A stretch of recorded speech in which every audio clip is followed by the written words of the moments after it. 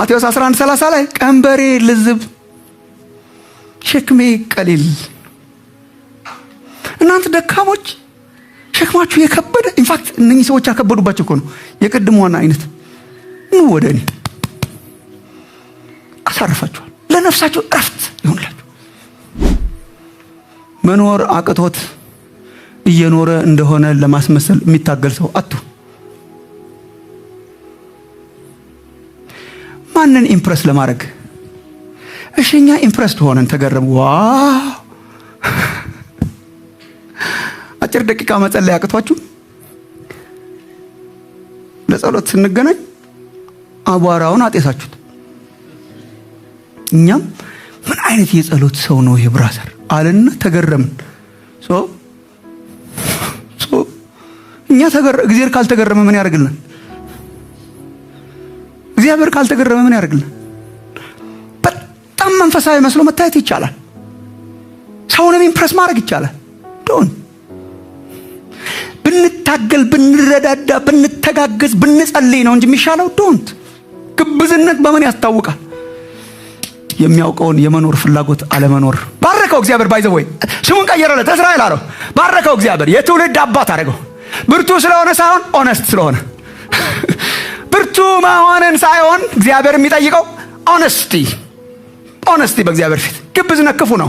የእምነት ነገር መስሎ ቢመጣም እንዳንቀበል ማለት። የመበለቶች ቤት ማለት የመጨረሻውን ድሃ ባለ ሞተባትን ምስኪን ሴት አሁን ከባለ ጠጋ መውሰድ እሺ አንድ ነገር ነው። ከምስኪኗ መበለት ስትወስዱ ያውም በጸሎት ሰበብ ከመበለት ሲወስዱ ምንም አይመስላቸው። ጨካኝነት ያስተምራሉ፣ ያስደንቃሉ፣ ይናገራሉ፣ ይተነትናሉ፣ ሰው ይቆጣጠራሉ። አስራት ከፍለ አላልከፍለ ይቆጣጠራሉ፣ ይተነትኑታል። እየተናገሩ ግን አያደርጉትም። ይሄ ምን አይነት ህይወት ነው? ምሉዕነት የጎደለው፣ ኢንቴግሪቲ የጎደለው፣ የሚናገረውን ለመኖር ፈቃደኝነት የሌለው። ምን መምሰል የለብኝም እንደዚህ እንዳትመስሏቸው፣ እነሱን እንዳትመስሏቸው። እንድንጠነቀቅ፣ እንድናስወግድ፣ እንድንጸየፍ፣ እርሾ እንድናስወግድ፣ እውነተኞች እንድንሆን እግዚአብሔር በመካከላችን እንዲሰራ ስንቶቻችሁ ትመኛላችሁ? እግዚአብሔር በእውነት ቢወደው ጉባኤያችንን በጣም ቢወደው ደስ ቢለው እግዚአብሔር በቃ እውነትን ቢያይ በጣም ብርቶች አንሆን ይሆናል፣ ግን እውነተኞች ሆነን ቢያገኘን በጣም እኮ ደስ ይለዋል። እግዚአብሔር በጣም ደስ ይለዋል። በቃ እንዲወደው፣ አምልኳችንን እንዳይጸየፈው፣ ከግብዝነት የጸዳ እንዲሆን እንድንጸየፈው። ሰው በተፈጥሮ አይ ቲንክ ትንሽ በተፈጥሮ የጸጋ ስጦታ እንደሚባለው የተፈጥሮ ስጦታ ሳይኖረን አይቀርም። ሁላችን አንድ ላይ የአክተር ስጦታ፣ የአክቲንግ ስጦታ፣ የትወና አይ ቲንክ የሁላችን ነው። አንዳንዶቹ በጣም ጊፍትድ ናቸው፣ አንዳንዶቻችን በጣም አነስተኛ ነን እንጂ ቱ ሳም ኤክስቴንት ከልጅነታችን ጀምሮ ዊ አክት ያልሆነውን ሆነን እንሞክራለን። እኛ ልጆቻችን አሁን አክት ያደርጋሉ። በቃ ያልሆኑትን ሆነው እንትን ያደርጋሉ። አሁን እኛ ትኖር እንደሆን እንጃ ዮሂ አሁን ለምሳሌ አስተማሪ ትሆናለች ግቢ ውስጥ። አስተማሪ ሆና አሻንጉሊቶቿን ቁጭ አርጋ ታስተምራቸዋለች። ቀን መምህሮቿ ሲያረጓት የዋሉትን እነኚህ መከረኛ አሻንጉሊቶች ላይ የሚቀጣው ይቀጣል፣ እንትን የሚደረግ just acts to be ያቺ አስደናቂ አስተማሪ ሆና ቁጭ ትላለች። እና አለ ከልጅነታችን ጀምሮ ዊካን ቲያትር እንሰራለን። አብሮን ነው የሚኖረው፣ አብሮን ነው የሚያረጀው። ቲያትረኞች ናችሁ ሁላችሁ ጠቅላላ አለ እስላይክ አለ። አንዳንዱ ደግሞ መጥፎ አይደለም፣ አንዳንዱ መጥፎ አይደለም። የሆነ መስለን እንታያለን። it's not bad ዝርዝር ውስጥ እንዳታስገቡኝ፣ ቶሎ እንደገባችሁ ምሰሉ። ዝርዝሩ ደስ አይልም። እስላይክ መልካችን ላይ እንትናችን ላይ ውበታችን ላይ ምናምን በቃ አለ ውስጣችን እያወቀው እድሜ እንትናችንን አቅማችንንና እድሜያችን ግን ወጣት መምሰል እንችላለን፣ እንትን መምሰል እንችላለን፣ ቆንጆ መምሰል እንችላለን፣ እንትን መምሰል መጥፎ አይደለም። ለሰው እንደዚህ ሆኖ ፕሬዘንተብል መሆን መጥፎ አይደለም። በጣም ድራማ የሚያስጠላው እግዚአብሔር ፊት ሲሆን ነው። እግዚአብሔር ለምን መሰላችሁ? ውስጥንም ውጭንም የሚያምላክ ስካን አድርጎ አሁን ቁጭ ብሎ ያየን እንዴት አድርጌ ነው። ሃይማኖት ስናስመስል ግን the ፎርም ነው። ቆሻሻው ፎርም ኦፍ ቲያትር ሃይማኖትን ማስመሰል ነው። ለማን ነው የምናስመስለው? ቃል ከአንደበቴ ሳይወጣ በፊት አንተ ታውቀዋለህ ይላል ዳዊት። ያልተፈጠሩ ቀኖችን ታውቃቸዋለህ ይላል። ያልተሰራ አጥንቴን ታውቀዋለህ ይላል። እንዴ ይሄ እኮ ማለት ማለት በትልቅ ስካን ውስጥ በሴኩሪቲ ስካን ውስጥ ስታልፉ አንድ ትልቅ የሚፈነዳ ነገር ይዞ ለማለፍ መሞከር ማለት እኮ ነው። በሰው አይን ሊያልፍ ይችላል ስካነሩ። እንዴት እዚህ እንትን ላይ በቲቪ እንደዚህ አድርጎ በስክሪን ላይ የሚያዩ ሰው የሥራው ኳንተም ማየት ነው። ያስ ውስጥን ራሱ ምናችንን እንደሚያዩት እግዚአብሔር ያውቃል። ግን ማት ነገር ሳያዩ አይቀርም ውስጣችንን ጠቅለል። እግዚአብሔር እኮ ውስጣችንን ሐሳባችንን በሚያውቅ አምላክ ፊት ሲሆን በጣም ያስጠላል። አክቲንግ ግን አለ። እሱ ነው፣ ስለ እርሱ ነው ትንሽ የምናወራው ወንድሞቼ እህቶቼ። በጣም አደገኛ ስለሆነ ከማስጠንቀቂያው እንጀምር። መጀመሪያ እኔ ለማየት ሞክሬያለሁ ከዚህ በፊት ምዕራፍ 6 ላይ ማቴዎስ ስንደርስ ትንሽ አንስተነዋል ወገኖቼ። በደንብ አድርገን እንድትከተሉኝ በጣም እለምናችኋለሁ። ዋናው ትምህርት ግብዝነት ነው። ማቴዎስ 23 ዋናው ትምህርት ግብዝነት ነው። እንዳላሰለቻችሁ እንጂ ስም አድርጎታል። ኦልሞስት እንደ ስማቸው አድርጎ ነው የሚጠራቸው። ግብዞች ግብዞች ግብዞች ግብዞች ግብዞች ላይክ መጠሪያ ስማቸው አድርጎታል። ምዕራፍ 23 ቁጥር 13 እናንት ግብዞች ጻፎችና ፈሪሳውያን። ቁጥር 14 እናንት ግብዞች ጻፎችና ፈሪሳውያን። ምዕራፍ 15 ቁጥር 15 እናንት ግብዞች ጻፎችና ፈሪሳውያን። ግብዞች ግብዞች ኢንፋክት እንደ መጠሪያ 7 ጊዜ አለ እዚህ ምዕራፍ ላይ እናንት ግብዞች። ሶ we have to know ግብዞች ምን እንደሆነ። በጣም አግሊ ነው። በጣም ያስጠነቅቃል ጌታ ኢየሱስ። ትልቁ ቃል ግብዞች ነው። የኢየሱስ ማስጠንቀቂያ ነው። ትንሽ ወደ ኋላ ልውሰዳችሁ። ለሕዝቡና ለደቀ መዛሙርቱ ተጠንቀቁ ከግብዞች ነው። ተጠንቀቁ ከግብዝነት ህይወት ነው። ይሄ ካስታወሳችሁ ማቴዎስ ወንጌል ምዕራፍ 16 ቁጥር 6 ላይ አለ። ማቴዎስ ወንጌል ምዕራፍ 16 ቁጥር 6 ላይ ሰዎች የሰው ልጅ ማን ይሉታል ያለበት ምዕራፍ ማለት ነው። እዛ ላይ እኮ ትዝ ይላችሁ ከሆነ ኢየሱስ ደቀ መዛሙርቱን ከፈሪሳውያንና ከሰዱቃውያን እርሾ ተጠንቀቁ ተጠበቁ አላቸው። ከፈሪሳውያን ከሰዱቃውያን ምን እርሾ ምንድን ነው? ሲሪየስ እርሾ ምንድን ነው? እርሾ ትንጥዬ ገብታ የምታቦካ ትንሽ ካለ መማር የለባችሁም። ግብዝነት አለ ግን it's not too much አይባልም። እርሾ እንደዛ ናት። ካለች ቶሎ ዲል ማድረግ በጣም ያስፈልጋል። ቶሎ ዲል ማድረግ ያስፈልጋል። ከፈሪሳውያን እርሾ ተጠበቋል። እንዲያውም ምግብ ስለረሱ መስሏቸው በቃ ምግብ እንድረሳ ነው ብለው ማብራራት ነበረበት። ምዕራፍ 16 ቁጥር 11 እስከ 12 ከፈሪሳውያንና ከሰዱቃውያን እርሾ እንድትጠበቁ ብዬ ስለ እንጀራ እንዳልተናገርኳችሁ እንዴት አታስተውሉም? እነርሱም ከፈሪሳውያንና ከሰዱቃውያን ትምህርት እንጂ ከእንጀራ እርሾ እንዲጠበቁ እንዳላላቸው አስተዋሉ ይላል። ቆይተው አስተዋሉ ይላል። ትምህርት የሚለውን ሉቃስ ሲጽፈው ሉቃስ ወንጌል ምዕራፍ 12 ቁጥር 1 ላይ ሉቃስ ወንጌል ምዕራፍ 12 ቁጥር 1 ላይ በዚያን ጊዜ የሕዝብ አእላፍ እርስ በርሳቸው እስኪረጋገጡ ድረስ ተሰብስበው ሳለ ለደቀ መዛሙርቱ እንዲህ ይል ጀመር፣ አስቀድማችሁ ከፈሪሳውያን እርሾ ተጠበቁ፣ እርሱም ግብዝነት ነው። እርሾ ነው ግብዝነት። ቀስ እያለ ነው የሚወርሰው፣ ቀስ እያለ ነው የሚያቦካው። አዳዲስ ክርስቲያኖች እዚህ ካላችሁ ወገኖች በጣም ያስፈልጋችኋል። ገና ሳያቦካችሁ በፊት እንዳንዳንዶቻችን ሰሞኑን የተጠመቀው አሉ አንድ 30 የሚሆኑ በጣም አሪፍ ነው። እርሾ ቸርች ውስጥ መማር የሌለባችሁ ነገር ድራማ ሰሪነት ነው። እርሾ በጣም አደገኛ፣ ታድግባችኋለች፣ ትለምዳለች፣ ታጠፋለች በጣም። ተጠንቀቁ ተጠበቁ ከፈሪሳውያን እርሾ እርሱም ግብዝነት ነው። መጽሐፍ ቅዱስ በጣም የሚያስጠነቅቀን አዲስ ኪዳን አንዱ ከግብዝነት መጠበቅ ነው። ከግብዝነት መጠበቅ ነው። ማንሙሻ ምንድን ነው ግብዝነት? ብዙ ጊዜ ስለነገርኳችሁ እኮ ነው። ግብዝ የሚለው ቃል የሃይማኖት ያደረገው ራሱ ኢየሱስ ነው። በአዲስ ኪዳን የአርት ነበር፣ ከአርት ነው ያመጣው። ያን ጊዜ ፕሌዮች ነበሩ አይደል? ኦፍ ኮርስ በሮማውያን ጊዜ በግሪኮች ጊዜ ነበሩ። የግሪክ ሮማን ፕሌይስ እነኚህ ቲያትሮች ድራማዎች በሚሰሩበት ጊዜ እንትኑ ታሪኩ እየተነበበ ለምሳሌ ሽማግሌውም ሲባል የሚለው ማለት ነው። ከዛ በኋላ ጎንበስ ብለው የሚለው ማለት ሲነበብ ይሆነዋል አይደለም ግን ይሆነዋል።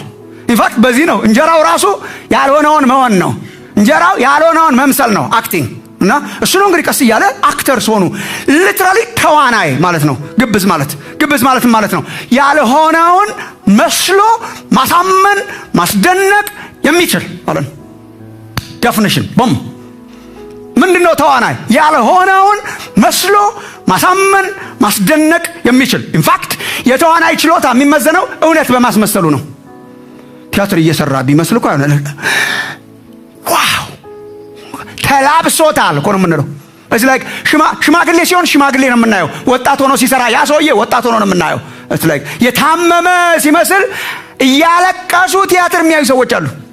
እና አልፎ አልፎ እንደውም ማስታወስ አረ ፊልም ነው ምናምን እስኪ ያስለቅሳሉ። ታውቃለህ በቃ ሆኖታል ማለት ነው። እሱ ነው ግብዝ ማለት። ምን ማለት ነው ግብዝ ማለት? ተዋናይነት፣ ድራማ መስራት፣ አክት ማድረግ፣ ማስክ መልበስ፣ ይሄ ነው ጥሬው። ያልሆነውን ሆኖ መጫወት የሚችል ማለት ነው። ጥሩ ነው። በራሱ ችግር አለው የለውም። ቦታው ሲምታታ ነው ችግሩ። ቲያትር ቤት በጣም ጥሩ ነው። ፊልም ስንሰራ በጣም ጥሩ ነው። ቸርች ውስጥ ግን ተጠበቁ። ያልሆነውን ሆኖ ከመምሰል ኢምፕረስ ለማድረግ ሰው ተጠንቀቁ፣ ተጠበቁ። በጣም ይጸየፈዋል ኢየሱስ። ይሄ ነው እርሾ የሚለው ምን ማለት ነው? ማስመሰል፣ ውስጥን የሌለ ነገር ሆኖ ለመታየት መሞከር፣ ዲክሌር ለማድረግ መሞከር፣ አክት ማድረግ። በሌሎች አዲስ ኪዳን ክፍሎችም ትንሽ ለማየት ሞክሬ ነበር ሰሞኑን። ሮሜ ምዕራፍ 12 ቁጥር 9 ፍቅራችሁ ያለ ግብዝነት ይሁን። ስትዋደዱ ያለ ግብዝነት ማለት ነው። ሳትወዱ በጣም የወደዳችሁ አትምሰሉ ማለት ነው። ያለ ድራማ ይሁን፣ የእውነት ይሁን። ክፉን ነገር ተጸየፉት፣ ከበጎ ነገር ጋር ተባበሩ። ምን ማለት ነው? ፍቅር አሪፍ ሲሆን ክፉን ነገር ትጸየፈዋለህ በህይወቴ። ዶንት ዱ ዳት ምናምን ትለኛለህ እንጂ ዶንት። አንደኛ ጴጥሮስ ምዕራፍ 2 ቁጥር 1 በጣም አዲስ ኪዳን ከሚጸየፋቸው ነገሮች አንዱና ዋናው ግብዝነት ነው። እንግዲህ ክፋትን ሁሉ፣ ተንኮልን ሁሉ፣ ግብዝነትንም ቅንዓትንም አብሮ የተደረደሩት እኛ ሀገር በጣም ብዙ አሉ። ባይዘወይ ስለ ሌሎቹ ላለማስተማር ላለመፈተን ብዬ ነው እንጂ ግብዝነትንም ቅንዓትንም ሐሜትንም ሁሉ አስወግዱ። ግብዝነትን አስወግዱ፣ እርሾ ስለሆነ አስወግዱ። ያዕቆብ ምዕራፍ 3 ቁጥር 17 ላይኛይቱ ጥበብ ግን በመጀመሪያ ንጽሕት ናት፣ በኋላም ታራቂ ናት፣ እሺ ባይ፣ ምሕረትና በጎ ፍሬ የሞላባት፣ ጥርጥርና ግብዝነት የሌለባት ናት። ላይኛው ጥበብ ግብዝነት አስወግድ። በሕይወትህ ስታገኘው አስወግድ። ማስመሰልን አስወግድ። ኢትስ ቬሪ ሲሪየስ። ኢየሱስ የፈረደበት ነው። ዳኛ ሰባት ወዮታዎች አሉ በማቴዎስ 23 ላይ። ወዮላችሁ ኮምፕሊት ለማድረግ ነው ምናምን ይላሉ የመጽሐፍ ቅዱስ ተመራማሪዎች። ወዮላችሁ ኢየሱስ ሲሪየስ ነው የሚያየው። ስናስመስል ሲሪየስ ነው የሚያየው። የሆነውን እንሁን በእግዚአብሔር ፊት የሆነውን እንሁን። ስንደክም የደከመ ሰው፣ ስንበረታ የበረታ ሰው ብንሆን ይሻላል እንጂ ማስመሰል አይቻልም። ሌላ ልብስ መልበስ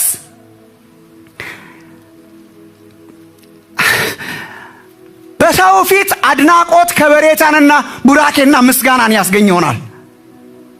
በይስሐቅ ፊት ይስሐቅን ልታምታታ ትችላለህ። ያዕቆብ እኔ እኮ ነኝ የበኩር ልጅ ብሎ ለብሶ ማለት ነው። ወንድሙ ጠጉራም ስለነበረ ጠጉር ለብሶ ማለት ነው።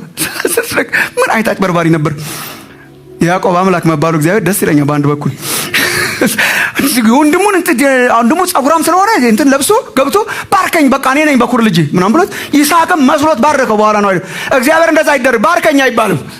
በልብስ አይታለልም፣ በማንነት አይታለል። የሆነውን ስንሆን ያዕቆብ ሲሆን ነው ደስ የሚለው ከናጽቤነቱ ማለት ነው። ድካማችንን አበረታታም፣ ግን ስንሆን ደስ ይለዋል። አይ ቲንክ ለዛ ይመስለኛል ወደ መጨረሻ እሱም አይቶ ራሱን ሆነ። ማን አንተ ሲባል ያዕቆብ ነኝ እኔ በቃ ራሱ ኤሳው ነኝ ሲል ከርሞ፣ በኩር ነኝ ሲል ከርሞ፣ ሲያጭበረብር ከርሞ እግዚአብሔር ሲያገኘው በያቦቅ ሸለቆ ደህና ነህ እንዴት ነህ ምናምን ሲል ታጉ ማን አንተ? ያዕቆብ ነኝ። ልብስ ማውለቅ ባረከው እግዚአብሔር። ባይዘው ወይ ስሙን ቀየረለት፣ እስራኤል አለው። ባረከው እግዚአብሔር፣ የትውልድ አባት አደረገው። ብርቱ ስለሆነ ሳይሆን ኦነስት ስለሆነ። ብርቱ መሆንን ሳይሆን እግዚአብሔር የሚጠይቀው ኦነስቲ በእግዚአብሔር ፊት። ግብዝነት ክፉ ነው። የእምነት ነገር መስሎ ቢመጣም እንዳንቀበል ማለት ነው። አይሆንም። ሲሪየስ ነው። እግዚአብሔር ይፈርዳል። እነኚህ የሃይማኖት መሪዎችን ወስዶ ነው ኢየሱስ ስለ ግብዝነት ያስተማረው። የአይሁድ የሃይማኖት መሪዎች ነበሩ። ብዙ ጊዜ አንስተናቸዋል። ጻሕፍት፣ ፈሪሳውያን፣ ሰዱቃውያንም፣ ሄሮዳውያን ትዝ ይሏችሁ ከሆነ ሕግ አዋቂዎች፣ ሕግ አስተማሪዎች፣ የሃይማኖት መምህራን፣ የእምነት ሰዎች፣ ያን ጊዜ የነበሩ የሃይማኖትና የህብረተሰብ መሪዎች፣ የመቅደሱ መሪዎች፣ ሕግ አስጠባቂዎች፣ እንደኛ አገልጋዮች፣ መሪዎች ናቸው። እነሱ ነው የተወቀሱት። ታዲያ በአሁን ዘመን ለኛ ይሰራል ማሙሻ ካላችሁ እኔ ባነበብኩት ቁጥር አያቸዋለሁ። አሁንም አሉ፣ በጣም አሉ፣ በጣም አሉ። በአሁኑ ዘመን እኛን ይመለከተናል። ውጫዊ ስርዓትን እያሳመሩ ውስጣቸው የሞቱ አገልጋዮችና ምዕመናን ምን ይመለከታል? የተለስተነ መቃብር ናቸው ምናምን ብሏል ኢየሱስ። ውስጥ አጥንትና አጽም ያለው ግን በላይ የተሞሸረ ሰው ውጭን አሳማሪ፣ በስርዓት አሳማሪ፣ በንግግር አሳማሪ ውስጥ የሞቱ ምዕመናንን ይመለከታል። እግዚአብሔር ከምናስመስልበት የሆነውን ሆነን ስንመጣለት ነው ደስ የሚለው። እግዚአብሔር እኮ ሊረዳን ነው የሚናገረን። ባይዘው እንዴት ሆኜ ብመጣ ነው አንተ ደስ የምልህ ብትል ተሽሞንሙነን ሳይሆን የሆነውን ሆነን በፊቱ ስንሆን ያን ይመለከት። ሌላው በጣም እንደው አይሄንንም እንደው በተቻለ መጠን ቴክስቱ ላይ እንዳለ ትንሽ ለስነ ስርዓት ለማያዝ ሞክራለሁ። ግን እነኚህ የሃይማኖት መሪዎችና የዘመኑ የስተት አስተማሪዎች ቁርጥ አይደንቲካል ትዊንስ ባነበብኩ ቁጥር እኮ ነው ባህሪያቸው የሚለው ኢየሱስ የእውነት ደንበኛ ፈሪሳውያንን ተክተዋል። በባህሪ ማለት በባህሪ እኔ አንዳንድ ጊዜ የሐሰተኛ አስተምህሮ በአስተምህሮ ብቻ የምንወቃቀስ ይመስለኝ ነበር። ለካ ባህሪ ነው እና ባህሪያቸው የእውነት ሳነብላችሁ እናንተ ራሱ እንትና ሳትሉ አቀሩ እንዳትሉ እንጂ ዛሬ እንትና ሳይሆን እኛ ነው የተያዝ ነው። እንትናን ሊናገረው ቢፈልግ እዚህ ያመጣው ነበር። አንድ ቀን ይህን ትምህርት በሆነ መንገድ አድርጎ ይወስድለታል። ተመስገን ነው ስለ ኢንተርኔቱ። ግን የእውነት የዘመኑ ሐሰተኛ መምህራን፣ ሐሰተኛ ነቢያቱ፣ በድርጅት ስም ሰው ሲያርዱ የሚውሉ ጨካኞቹ፣ ዘራፊዎቹ በጣም ለምን ዝም ብሎ ባህሪያቸውን አናይምና ከዛ እናንተ ራሳችሁ ትመጡበታላችሁ። በጣም ባይዘው ሐሰተኛ መምህራንና ግብዝነት በጣም የተያዙ ናቸው። ድሮም ያልሆኑትን መሆን ስለሚችሉ ማለት ግብዝነት ያልሆነውን መሆን አይደል? በጣም መንፈሳዊ መምሰል፣ በጣም ጸላይ መምሰል፣ አሁን ከኛ በላይ በጣም ጸላይ መምሰል፣ በጣም አዋቂ መምሰል እሱን ይጠይቃል። ባይዘው የስተት ነገር መምሰልን በጣም ይጠይቃል።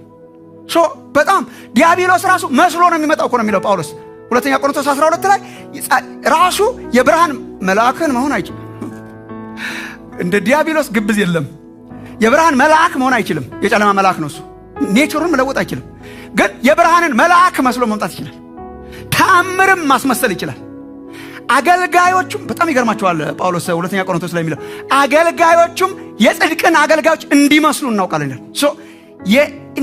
የዲያብሎስ አገልጋዮች አንዱ መለኪያ ግብዝነት ነው። ካን ድራማ መስራት በጣም ይችላሉ። በጣም እኔ አንዳንዶቹ መድረክ ላይ እንደምናያቸው አይመስለኝም። ሚስቶችና ልጆች ይመስክሩ ግን አይመስለኝም። የመድረኩን ሰውዬ የምናገኘው አይመስለኝም። በስራ ቦታ በመንገድ ላይ የምናገኘው አይመስለኝም። ቤት ውስጥ አይመስለኝም። ግን እኛ ስለነሱ ምን አገባን ዛሬ? ስለኛ ግን በጣም የተያዘ ነው። አንደኛ ጢሞቴዎስ ምዕራፍ 4 ሁለተኛ ጴጥሮስ ምዕራፍ 2 ላይ አለ። ሁለተኛ ጴጥሮስ ምዕራፍ 2 ቁጥር 1 ላይ ነገር ግን ሐሰተኞች ነቢያት ደግሞ በሕዝቡ መካከል ነበሩ፣ እንዲሁም በመካከላችሁ ደግሞ ሐሰተኞች አስተማሪዎች ይሆናሉ። እነርሱም ይልና የዋጃቸውን ጌታ እንኳ ክደው ሌሎችን ያስታሉ። ክደው ማሳት ይችላሉ። ጌታን ክደው ማለት ነው። እንዴት ነው ሰው ጌታን ክዶ ማሳት የሚችለው? በቃ ዛትድ አንደኛ ጢሞቴዎስ ምዕራፍ 4 ቁጥር 1 እና 2 ላይ በአዲሱ መደበኛ ትርጉም አንደኛ ጢሞቴዎስ 4 1 እና 2 ላይ በኋለኞች ዘመናት አንዳንዶች እምነትን ክደው አታላይ መናፍስትንና የአጋንንትን ትምህርት እንደሚከተሉ መንፈስ በግልጥ ይናገራል ይልና እንዲህ ያለው ትምህርት የሚመጣው ሕሊናቸው በጋለ ብረት የተጠበሰ ያህል ከደነዘዘባቸው ግብዝ ውሸተኞች ነው ይላል። ለማትብ ነበር። እንደዚህ አይነት ነገር የሚመጣው ከምን አይነት ሰራተኞች ነው ይላል? ሕሊናቸው በጋለ ብረት የተጠበሰ ያህል የደነዘዘባቸው ማለት ሕሊና ደንዝዟል። በጋለ ብረት ብሎ እና የመበለቲቷን መቀነት አስፈትቶ ባዶ እጇን በእግሩ ሲያስኬዳት ሕሊና ይጸጥቶ እማያምን ሰውዬ ሕሊናው ደና ስለሆነ እቺን ምስኪን ድሃ ይላል። እነሱ አይሉም። ግብዝ ውሸተኞች ይላቸዋል። እርሾ አደጋ ስለሆነ እኛ ራሳችን እንድንጠበቅ ግን መማር አለብን። በራሳችን ህይወቱ ስናየው እንድንጸየፈው መማር አለብን።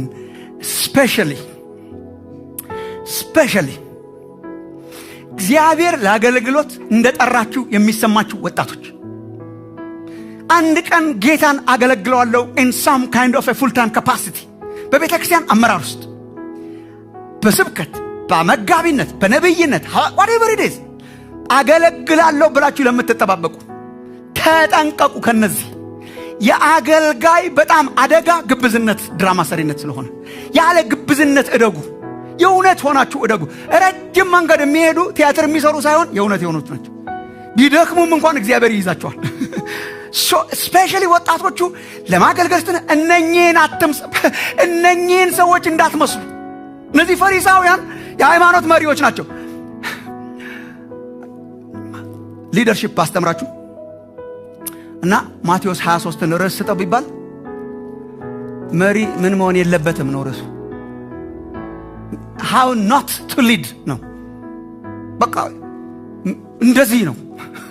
ምን መምሰል የለብኝም። እንደዚህ እንዳትመስሏቸው፣ እነሱን እንዳትመስሏቸው።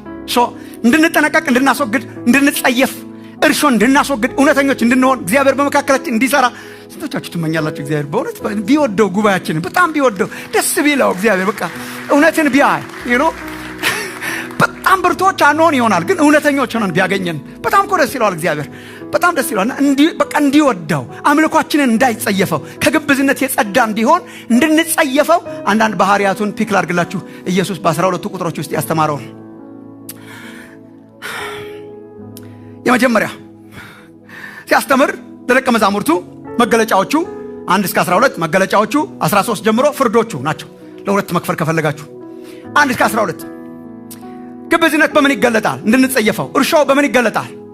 እንደዚህ አይነት መሪዎች፣ እንደዚህ አይነት የሃይማኖት መሪዎች፣ እንደዚህ አይነት ሊደርሺፕ በምንድነው መገለጫው? አንደኛው ጌታ ኢየሱስ ያስተማረው ቁጥር 2 እና 3 ላይ የግብዝነት ህይወት ምን አይነት ህይወት ነው ካላችሁ ምሉእነት የጎደለው ህይወት ነው። ምን ማለት ነው ምሉእነት ማለት? ሙሉነት የጎደለው ህይወት ሙሉ አይደለም። በእንትን ነው የሚገባው። ምናልባት በእንግሊዝኛ እዚህ አካባቢ መሰለኝ አላውቅም። እንግሊሽ ሰርቪስ ስለሆነ ሳንዴስ ኢንቴግሪቲ የለውም። ኢንቴግሪቲ ማለት ሙሉነት ማለት ነው። ብርታት ማለት አይደለም። it's like necessarily ኢንቴግሪቲ ማለት ሙሉነት ማለት ፐርፌክት ማለት አይደለም። ፍጹም የሆነ ሰው ሳይሆን በቃ የምታውቀው ሲደክምም ሲበረታም እንትን ሲል ሰው ሙሉ የሆነ ፐርፌክት ማለት ሳይሆን እውነተኝነት ማለት ነው። ግብዝነት በምንድነው የሚያስታውቀው? እውነተኝነት የለውም፣ ኢንቴግሪቲ የለውም፣ ሙልት ያለ ህይወት የለውም። ምን ማለት ነው? የሚለውና የሚኖረው የተጣረሰ ነው። የሚለውና የሚያወራውና የሚናገረው የተጣረሰ ነው። ጆናታን ላም የተባሉ አንድ እንግሊዛዊ ኢንቴግሪቲ የሚል አንድ መጽሐፍ ጽፈው ነበር። ከሳቸው ኢንቴግሪቲ በፊት ሌላ ኢንቴግሪቲ ልንገራችሁ። አንድ ጊዜ አንድ የውጭ ሀገር ዜጋ እኛ ሀገር ለማስተማር ይመጣል። ክርስቲያን ወንድም ነው፣ ሊደርሺፕ ለማስተማር ማለት ነው። እና ለማስተማር ይመጣና ገጠር አካባቢ ወንዶ ገነት አካባቢ እሱ ራሱ ነው የነገረኝ። እኔ ሲያወራ በሳቅ ይገላቸዋል። እና መሪዎችን ለማስተማር መጣ እና አስተርጓሚው ያስተረጉማል ማለት ነው። እና የዛን ቀን ትምህርቱ ርዕሱ ራሱ ኢንቴግሪቲ ነው። እና ኢንቴግሪቲ ብሎ ያስተምራል። በኋላ ጠቅላላ እንግዲህ ርዕሱ ኢንቴግሪቲ ከሆነ አስበው ጠቅላላ ኢንቴግሪቲ ነው ማለት ነው። ስለ ኢንቴግሪቲ ነው ማስተምረው። ከዛ የሻይ ረፍት ላይ አስተርጓሚው ይተረጉማል ስሙዝሊ ማለት ነው። የሻይ ረፍት ላይ ቁጭ ያለን ቡና ለመጠጣት አለ ከአስተርጓሚ ጋር። እንዴት ነው ገብቶሃል? ቋንቋ በጣም ቀላል፣ ሁሉ ነገር ምን የከበደ ነገር አለ? አይ የለም፣ ሁሉ ነገር ቀላል ነው። ትንሽ እቺ ኢንቴግሪቲ ምትራ እና ምን ስትለው ነበር? like ኢንቴግሪቲ የጎደለው ትርጓሜ ማለት ነው። ዋናውን ርዕሰ ጉዳይ የሳተ ማለት ነው። ይሄ ኢንቴግሪቲ የሌለው የኢንቴግሪቲ ትርጉም ነው። ኢንቴግሪቲን ጆናታን ላም ሲተረጉሙ ምን ይላሉ? ምንም ማረሳው ኢንቴግሪቲ ማለት የሚመስለው ድምጹና ምስሉ የማይገናኝ ቲቪ ማየት አይነት ነው ይላሉ። አሁን ዜና ስታነቡ አንዳንድ ጊዜ ድምፁና ምስሉ እኩል አይደርስም።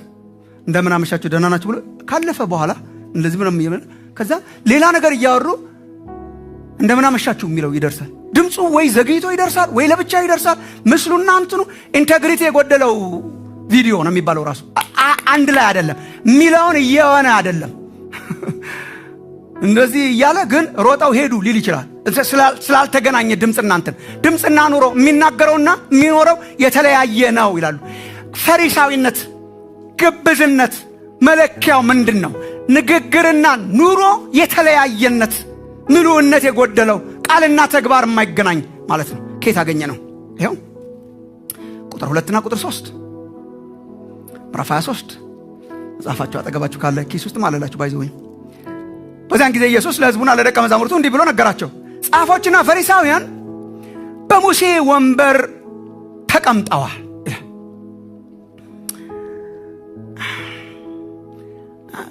እየተሳለቀባቸው ነው ምናምን የሚሉ ተርጓሚዎች አሉ፣ ግን አይመስለኝም። ፖዚሽናሊ በሙሴ ወንበር ተቀምጠዋል። ኢንፋክት ሊትራሊ ይተርጎም ቢባል ራሳቸውን ሙሴ ወንበር ላይ ያስቀምጠዋል። በቃ እነኚህ ሰዎች የሙሴ ወንበር ማለት የሙሴን ሕግ ስለሚያስተምሩ ማለት ነው። እነኚህ ሰዎች የሙሴ ሕግ አስተማሪዎች ናቸው።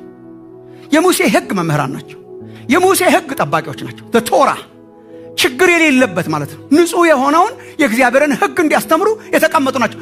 አስቀምጠዋል ራሳቸውን በሙሴ ቦታ፣ በሙሴ ወንበር ተቀምጠዋል። ራሳቸውን አስቀምጠዋል። ኦኬ ፖዚሽናቸው ይሄ ነው። ከዛ ኢየሱስ ያለውን ተመልከቱ። እነኚህ እንግዲህ የሕግ መምህራን ናቸው። የሙሴ አስተማሪዎች ናቸው። የሙሴ ሕግ ገላጮች ናቸው። ስለዚህ ያዘዟችሁን ሁሉ አድርጉ ጠብቁም አለ። ይሄ በጣም ለብዙዎቻችን በጣም ብዙ ትምህርት ነው። ኦንላይንም ካላችሁ በጣም ብዙ ሰው እውነት ሲገለጥ የሰውየውን ህይወት አይቶ መደራደር ይፈልጋል ከእውነት ጋር። እውነት ናት። ማንም ቢናገራት የሚናገረውን የማይኖር ሰው ስለሆነ ይሄንን ዶክትሪን አልቀበልም ይላሉ። ዶክትሪኑ እኮ ልክ ነው። ሰውየው ኖረው አልኖረው ዶክትሪኑ ልክ ነው። ጌታ ኢየሱስ ምን አለ? ሙሴ ወንበር ላይ ተቀምጠዋል። የሙሴን ሕግ ያስተምራሉ። የሙሴ ሕግ ደግሞ ኢየሱስ ራሱ ያስተማረው ነው። የሙሴን ሕግ ያስተምራሉ በትክክል ሙሴን እስካስተማሩ ድረስ በትክክል ሙሴ ወንበር ላይ ስለተቀመጡ በትክክል ሙሴን እስካስተማሩ ድረስ አድርጉ ጠብቁትም። ይሄን ራሱ ኢየሱስ እኔ ዘዳግም 17:10ን እያሰበ ነው የሚመስለኝ። ዘዳግም 17:10 ምን ይላል? ዘዳግም 17:10 እግዚአብሔር በመረጠው ስፍራ የነገሩህን የፍርድ ነገር ታደርጋለህ፣ እንዳስተማሩህም ታደርግ ዘንድ ጠብቅ ነው። እንዳስተማሩ አደርግ ነው። የሕግ መምህሩ ሲያስተምር አርገው። እሱና ያጸናው ኢየሱስ እግዚአብሔር በመረጠው ስፍራ ኢን ዘ ቴምፕል የሙሴን ሕግ ሲያስተምር አርገው። ኢንፋክት ቁጥር 11 ላይ ዘዳግም 17 እንዳስተማሩህም ሕግ እንደነገሩህም ፍርድ አድርግ ይላል። የሚያስተምርህ እውነት ከሆነ ሙሴ ከሆነ በሙሴ ወንበር ተቀምጦ ሲያስተምር አርገው። ግን ጌታ ኢየሱስ ምን አለ? ግን እየተናገሩ አያደርጉትምና እንደ ስራቸው አታድርጉ። ግብዝነት መገለጫው ምንድን ነው? እየተናገሩ አያደርጉትም። የሚናገሩት ችግር አለበት የለበትም? የሚናገሩት ሕግ ትክክለኛ ሕግ ነው። የሚናገሩትን ስሙ። እውነት ከሆነ አድርጉ። የእግዚአብሔር ነዋ። የእግዚአብሔርን ሕግ ማንም ቢናገረው የእግዚአብሔር ሕግ ነው። እውነት ማንም ቢናገራት እውነት ናት። ውሸትም ደግሞ ማንም ቢናገራት ውሸት ናት። እውነትን ካገኙ መኖር ነው። ሕጉን ይናገራሉ፣ ያስተምራሉ። ስለዚህ እናንተ ጠብቁት፣ አድርጉት። ኑሯቸውን ግን እንዳትከተሉ፣ በኑሯቸው እንዳትመስሏቸው። ዋይ እየተናገሩ አያደርጉትምና። ኢንፋክት በሚቀጥለው ጥቅስ ላይ በእጃቸው እንኳን አይነኩትም ይላል። እንደዚህ ነው። ያስተምራሉ፣ ያስደንቃሉ፣ ይናገራሉ፣ ይተነትናሉ፣ ሰው ይቆጣጠራሉ። አስራት ከፍለሃል አልከፍለህ ይቆጣጠራሉ፣ ይተነትኑታል። እየተናገሩ ግን አያደርጉትም። ይሄ ምን አይነት ህይወት ነው? ምሉዕነት የጎደለው፣ ኢንቴግሪቲ የጎደለው፣ የሚናገረውን ለመኖር ፈቃደኝነት የሌለው። ሉክ ወገኖቼ፣ በጣም ብዙ ሰው አሁን በቤተ ክርስቲያን በአገልጋዮችም በምናምንም በቃ ፒፕል አር ታየርድ። እሱማ ጥሩ ነው፣ በሚናገሩ ጥሩ ነው፣ ግን አይኖርም። ክርስቲያኖች እኮ ጥሩ ነው፣ በቃ የምትናገሩት እኮ ጥሩ ነው፣ ግን አትኖሩትም ብሉና ይሉና ጌታን ላለመከተል እንደ ኤክስኪውዝ ያደርጉታል። እና አንጠልጥሎ ገሃነም ሲከት ይሄን ኤክስኪውዝ ልትነግረው ነው? እኔ እኮ ልከተልህ ነበር ግን ክርስቲያኖች ግብዞች ስለሆኑ ኦሪ ሲሪየስ መከተል ነው። በቃ መከተል ነው። የእምነታችንን ኦተር ኢየሱስን እያየን ነው የምንከተል። እና በጣም ብዙ ሰው ጀስቲፋይ አድርጎ ይኖራል። በቃ ጎዳና ላይ ራሳቸውን እንደ ጻድቅ ይቆጥራል። ቸርች ዝም ብላ ነው በሂፖክሪሲ የተሞላች ናት ይሉና በሂፖክሪሲ የተሞሉ አገልጋዮችን ይጠቅሱልሃል። እንትና እንትን ያደረገውን ሰምተሃል፣ እንትና ምን እንደሆነ ሰምተሃል፣ እንትን ቸርች ምን እንደተደረገ ሰምተሃል ብለው ያጸድቃሉ። በእኛ ድካም ራሳቸውን ያጸድቃሉ። እውነት ናት። እውነት ናት። ጌታ ኢየሱስ ከግብዝነት ራቁ ነው እንጂ ጻፎችና ፈሪሳውያን ስላሉ እግዚአብሔርን እንዳትከተሉ አላለም። በሌላ አገላለጽ listen to me ምናልባት አንዳንዶቻችሁ ያተርፋችሁ ይሆናል። የሙሴን ሕግ እነሱ ስላስተማሩት ተውት አላለም። እደግማለሁ፣ የሙሴን ሕግ ግብዞች ስላስተማሩት ተው አላለም። የሙሴን ሕግ ግብዞችም እንኳን ቢያስተምሩት ትክክለኛውን የሙሴን ሕግ ካስተማሩ አድምጡ፣ ስሙ፣ ኑሩት። የእግዚአብሔር ነው ባለቤትነቱ። ቧንቧው ነው የተበላሸው። አጥልሎ መጠጣት በጣም ጥሩ ነው። ውሃውን ከቧንቧው ነጥሎ መጠጣት በጣም ጥሩ ነው። በቸርች ግብዝነት ምክንያት ዶንት ኤክስኪውዝ ራሳችሁን። ኢየሱስ ክርስቶስ እውነት ነው። እሱን መከተል ነው የሚያስፈልገው። እነኚህ ሰዎች አያረጉትም፣ እየተናገሩ አያደርጉትም። ይመስሉታል ግን የሉበትም። ይመስሉታል፣ ፕሪቴንድ ያደርጋሉ ግን የሉበትም። ማቴዎስ 23:15 እዛው ቴክስት ላይ ጌታ ኢየሱስ እንዴት እንደገለጻቸው ተመልከቱ። ማቴዎስ 23:15 እናንተ ግብዞች ጻፎችና ፈሪሳውያን፣ ግርምም ደግሞ ሚሽነሪስ ናቸው ታውቃለህ፣ ወንጌል ይሰብካሉ።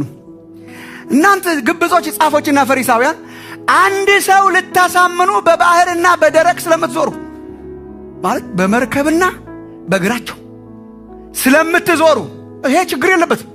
አንድ ሰው ለማሳመን መዞር ችግር የለበትም። እኛም እንዞራለን። ይሄ እሱ አይደለም ጌታ ኢየሱስ የተቃወመው። ይሄንን በደንብ በተርጎም በጣም ጥሩ ነው። አንድ ሰው ለማሳመን በባህርና በየብስ ስለምትዞሩ ችግራቸው ታዲያ ምንድን ነው? በሆነ ጊዜ ምን ማለት ነው? አምናለሁ ባለ ጊዜ ከናንተ ይልቅ 2 እጥፍ የባሰ የገሃነም ልጅ ስለምታረጉት ወዮላችሁ። ሰውየውን አምጥተው ራሳቸውን ነው የሚያደርጉት። እነሱ የገሃነም ልጆች ናቸው። የገሃነም ልጅ ስለምታረጉት ያመጡትና ሌላ ግብዝ ነው የሚሰሩት። ያመጡትና የተናገሩትን እውነት እንዲኖር አያረጉትም። የተለያየ ነው ተግባር። ምን ማለት ነው? አገልግሎታቸው ራሱ ህይወት የለበትም። ያመጡትና ሰውየውን የገሃነም ልጅ ነው የሚያደርጉት። እናንተ አትገቡም፣ ሰውም አታስገቡም እንዳለው ኢየሱስ ሮሜ ምዕራፍ 2 ቁጥር 21-24 ሮሜ 2:21-24 እንግዲህ አንተ ሌላውን የምታስተምር ራስን አታስተምርምን? ስለ ሕጉ አስፈላጊነት ጌታ ኢየሱስ ቅዱስ ጳውሎስ ሲያስተምር ማለት ነው። አንተ ራስን አታስተምርምን? አትስረቅ ብለህ የምትሰብክ ትሰርቃለህን? አታመንዝር የምትል ታመነዝራለህን? ጣዖትን የምትጸየፍ ቤተ መቅደስን ትዘርፋለህን? በሕግ የምትመካ ሕግን በመተላለፍ እግዚአብሔርን ታሳፍራለህን? በእናንተ ሰበብ የእግዚአብሔር ስም በአሕዛብ መካከል ይሰደባልና ተብሎ እንደተጻፈ እያለ ይቀጥላል። እየተናገሩ አይኖሩትም፣ እያስተማሩ አይኖሩትም። ዛሬ እኮ ስንት ነገር ክላሪፋይ ላድርግላችሁ። አስተማሪ ያስተማረውን ሁሉ ይኖራል ማለት አይደለም። ግን ቢያንስ ያስተማረውን ሁሉ ለመኖር የሚታገል መሆን ግን ኢዝ ዘ ሚኒመም። ያስተማረውን ሁሉ ለመኖር የሚታገል የሚተጋ አፕሪሺየት የሚያደርግ የሚኖራት ሲወድቅ ወደቅኩ የሚል ሳይችል አልቻልኩም የሚል ለመለወጥ የሚቃተት በእግዚአብሔር ፊት ከዚህ ለሞት ከተሰጠ ሥጋ ማን ይለየኛል የሚል እንደ ጳውሎስ መኖር የምፈልገውን መኖር አልቻልኩም፣ ማድረግ የምፈልገውን ማድረግ አልቻልኩም፣ የማልፈልገውን ሳረገው አገኘዋለሁ። የሚታገል ጀንዊን ጦረኛ ተዋጊ ፋይት የሚያደርግ ለመኖር የሚጣጣል ሳይኖር ሲቀርም የሚያስታውቅ ዲክሌር ባያደረገውም የሚያስታውቅ ጀንዊን እውነተኞች እንድንሆን እንጂ ፍጹም የሆነ ሰውዬ እንድንሆን እግዚአብሔር አልጠራንም። ግብዝነት ግን ፍላጎት በጣት የመንካት ፍላጎት እንኳን የሌለበት ኑሮና ቃል የተፋታበት የማስመሰል ህይወት ነው የግብዝነት ህይወት። ቀጥላሉ ግን ፈትሹ፣ ይሄ እርሾ ይኖርባችሁ እንደሆነ።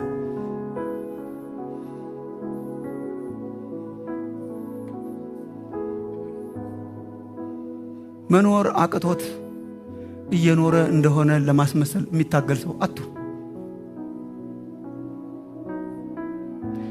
ማንን ኢምፕረስ ለማድረግ? እሺኛ ኢምፕረስድ ሆነን ተገረሙ። አጭር ደቂቃ መጸለይ አቅቷችሁ ለጸሎት ስንገናኝ አቧራውን አጤሳችሁት።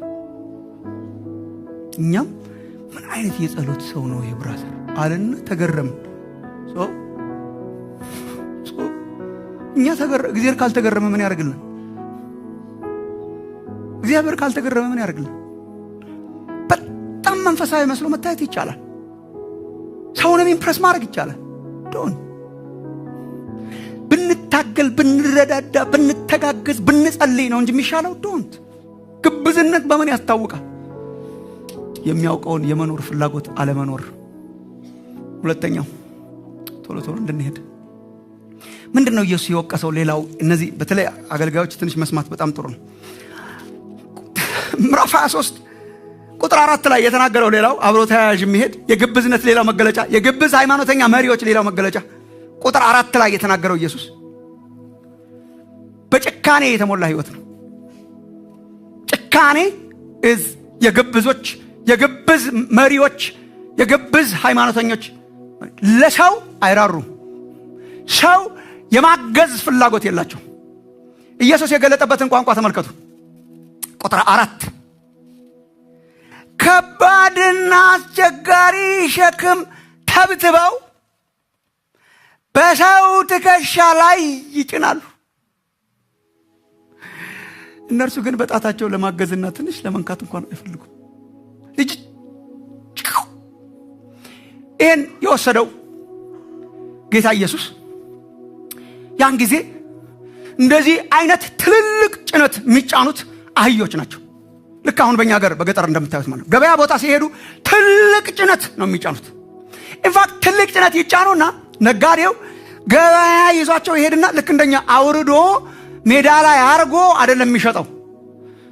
በጣም የሚገርም፣ በጣም ያሳዝናሉ አህዮቹ እና አይራራላቸውም። አሁን የኛ አንዳንድ ጊዜ አትሊስት ገበያ ቦታ ይወስድና እህሉን ያወርድና ገበያ ቦታ ላይ እየሸጠ አህዮቹ አትሊስት ትንሽ ወዲያ ይላሉ።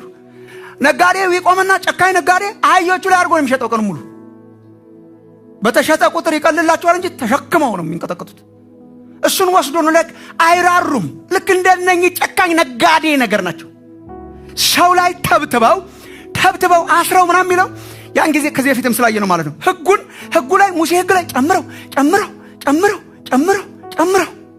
በቃ ህዝብ ላይ ህግ የማውጣት ስልጣን ስለነበራቸው የሙሴን ህግ ብቻ ሳይሆን የሚሰብኩት ቤተ መቅደስ ሆነው ህጉን ብቻ ሳይሆን የሚሰብኩት ቅዱስ ቃሉን ብቻ ሳይሆን የሚሰብኩት እያወጡ እየጨመሩ በኋላ አንዳንዱን ያነሳል ጌታ ኢየሱስ ላይ ሲምል እንደዚህ የማለ እንደዚህ ነው አስራት ከእንደዚህ ነው የሚወጣው እንደዚህ ነው። ለራሳቸው ጥቅም ለንግዳቸው እየጨመሩ ለሰው አይራሩለትም። ፈጽሞ ያሸክሙታል፣ ፍርድ ያሸክሙታል፣ ትምህርት ያሸክሙታል። እያሸከሙ በጣታቸው እንኳን አይነኩትም። ልክ ጨካኝ ነጋዴ አህያ ላይ እንደሚጭነው ልክ እንደዚያው ሰው ላይ ይጭናሉ። ቢዮንድ ቶራ ከሙሴ ህግ በላይ ሰው ላይ ይተበትባሉ፣ ይጭናሉ። የማገዝ ፓስቶራል ርህራሄ የላቸው ነው ባጭሩ። አብረው ለመሸከም፣ አብረው ለመጸለይ፣ አብረው ሰውየው እንዲሳካለት አይደለም፣ ሰውየው እንዲቀለው አይደለም፣ ሰውየው እንዲኖረው አይደለም፣ እንዲከብደው ነው። በማክበድ ነው የሚከበሩት። ሰው ላይ ያከብዳሉ። ማቴዎስ 23:14 እንመጣበታለን። ማቴዎስ 23 እናንተ ግብዞች ጻፎችና ፈሪሳውያን መገለጫቸውን ተመልከቱ።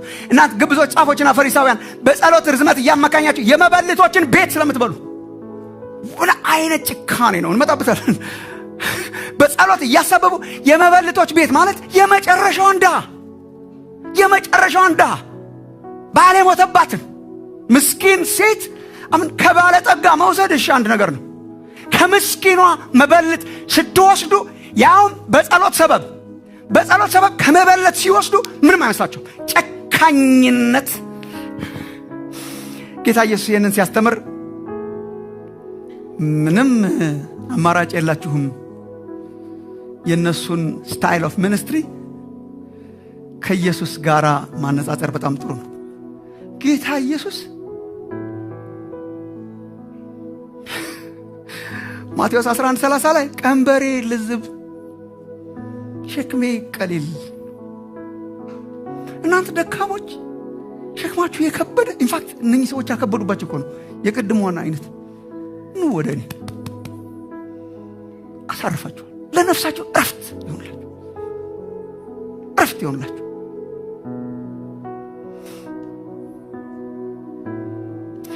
ስለ እርሱ የተነገረ ትንቢትም በትንቢተ ኢሳይያስ 42 ላይ ትንቢተ ኢሳይያስ 42 1-4 ላይ very interesting የሚመጣው ባሪያዬ ይሄን ይመስላል ብሏል እግዚአብሔር ራሱ ከጥንት። እነሆ ደግፌ ያስኩት ባሪያዬ ነፍሴ ደስ የተሰኘችበት ምርጤ በእርሱ ላይ መንፈሴን አድርጌአለሁ። እርሱም ለአሕዛብ ፍርድ ያወጣል።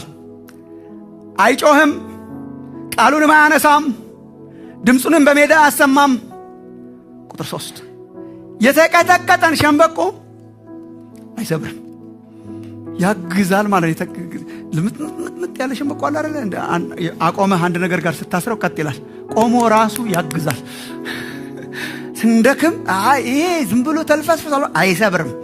እነሱ ይሰብራሉ፣ ጭነው ይሰብራሉ። እሱ ቀጥ አድርጎ አቆሞ ያግዛል። የተቀጠቀጠን ሸምበቆ አይሰብርም። የሚጤስን ክር አያጠፋም። ማለት እሳቱ ሊጠፋ ጢስ ነገር ሲሆን ብሎ ያቀጣጥለዋል እንጂ አያጠፋውም።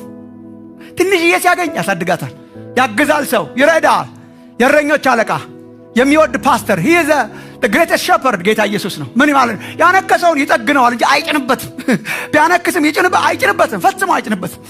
ከሰው ዲማንድ አያረግም ካቅም በላይ ተብትቦ ይሄንን ካላረክ እንትን ትሆናል። እኔ የዚህ ዘመን ሐሰተኞች በጣም የመጨረሻ ቋቅ የሚለኝ ጭካኔያቸው ነው።